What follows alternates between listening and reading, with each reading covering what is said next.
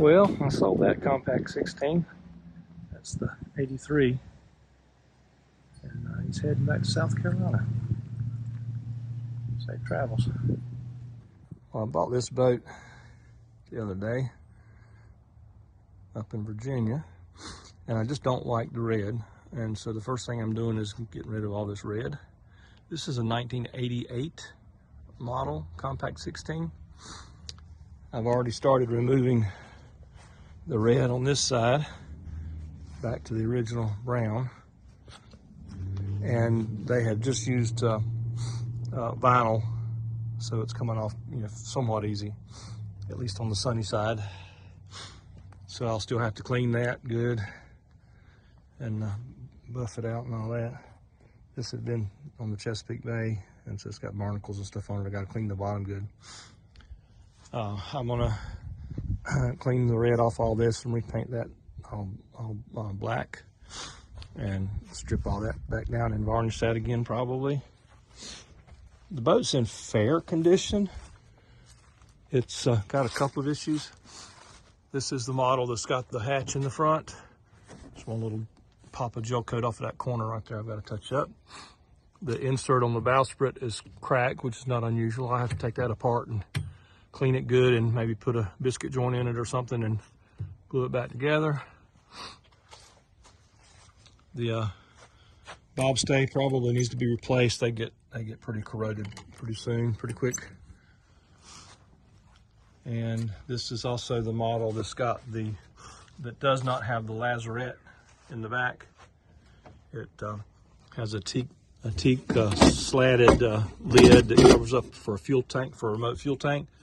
And that's good and bad. It's nice to be able to get a fuel tank out from underneath your feet, but it's if you've had one with the lazarette, you definitely will miss the lazarette back there. Deck hatches in it, which I'll probably leave. Just make sure the O-rings are good so they're not leaking.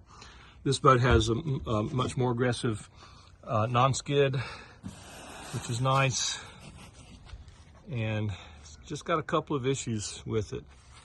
But one of the main ones being that it's got some rainwater in it down in the keel, so I'm gonna have to drain the keel, and I'll probably just drill a hole and pull a suction on it with a shop vac and make sure all the water's out of the keel, and dehumidify the boat real good, and then I'll patch the hole back up. And there's the bunks and all that are not rotten inside, but the water was just isolated to the keel. But it does have some water in the keel for sure. And I will probably make a new hatch board. That one right there is only 1/4 inch thick plywood, and I just, like I say, I don't dislike red as a color, but I don't like it how they did it on this boat. It's just too much. So I'm gonna get rid of all the red and do something different.